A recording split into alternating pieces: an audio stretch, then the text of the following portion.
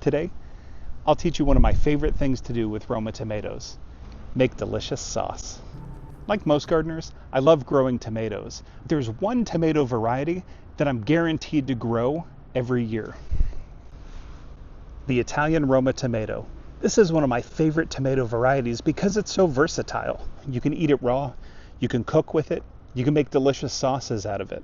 I've already made tons of sauce this season from my Romas, but it's that time of year for me to do one final sweep of my Roma patch, pick all of the ripe tomatoes that I can make sauce with today, and pick all of the green tomatoes that I know will continue to ripen inside. Let's make some sauce. The first thing you want to do is weigh your harvest. These tomatoes came in at about 4.5 kilos, just around 10 pounds. And next, you're going to want to give them a good rinse. Italian Roma tomatoes are a determinate variety, which is great for sauce making because each flush of fruit during the season all tends to ripen around the same time. That way, you're not collecting tomatoes and having them sit until you're ready to make your sauce. They're also an heirloom variety, which is awesome for seed saving, because I know that as long as I grow my Italian Romas far enough away from my other tomatoes, there won't be any cross-pollination, meaning I can harvest seeds of my Romas at the end of the season and plant those seeds next season and know that I'm getting true Italian Romas. Once they're washed off, you can get to chopping. Now, because of the size of Roma tomatoes, I find that you really only just have to cut them in half. Don't have to go too much further because they're small enough anyway, and they'll break down in the pot.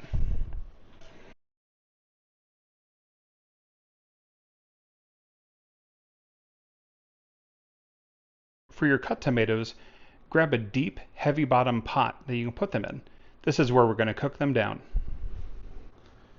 Before putting them into the pot, you also can take your tomatoes and you can remove the seeds. This step isn't necessary, but I find that it's easier once they've cooked down and you're straining the tomatoes into sauce.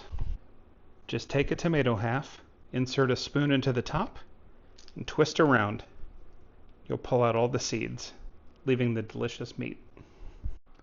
Continue chopping and seeding your tomatoes, putting your cut tomatoes into the pot. I find that tomatoes cook down to about 1/3 of their original weight. So my 10 pounds of tomatoes should yield about 3 pounds of sauce. Put the pot on the stovetop, turn the heat to medium, and cover. Allow the tomatoes to start heating up for about 5 minutes before you check on them. After about 5 minutes, you won't see much of a difference, but you will hear them starting to cook. Carefully stir things around just to make sure that nothing's burning on the bottom. After about another 10 minutes or so, this is what you should see, and this is how you know that they're ready. Before you begin separating the sauce from the skins, make sure you have a station set up. To make the sauce, transfer some of the cooked tomatoes into a metal sieve. You can use a food mill if you want, but I find that a sieve works just fine for this. And then, using a spoon, start mashing. What you'll do is you'll push the tomatoes down into the sieve. What will come out of the bottom is the tomato water and the sauce, and what will stay in the sieve are the tomato skins.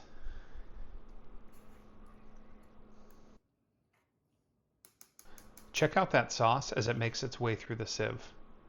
This is going to be good. Once you've gotten enough sauce out of a batch, you can scrape up the remaining skins and put them in a discard bowl. And this right here is the exact consistency you're looking for.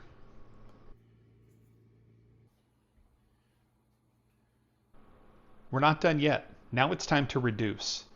Take the sauce that you strained and put it back into the heavy bottom pot that you cooked the tomatoes in.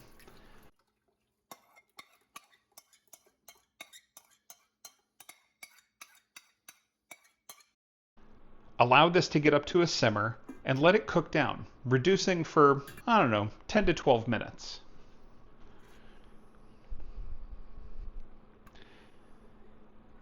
Keep checking every few minutes just to make sure that you're not cooking it down too far. unless you want to make tomato paste, but that's another video. This would also be a great time for you to season your sauce if you're so inclined. Because I like to store my sauce in the freezer, I usually keep it unseasoned until I'm ready to cook with it.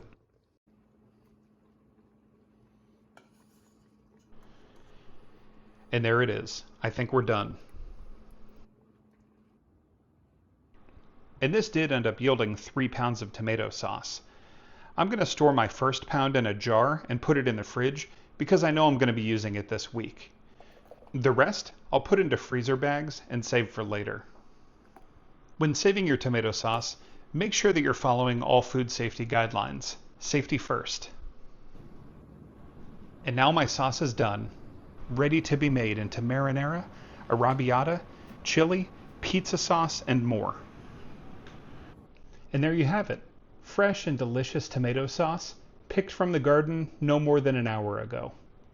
Thanks for hanging out with me today in my garden and in my kitchen. Now it's your turn. What's your favorite way to use fresh tomato sauce? Feel free to share it in the comments below.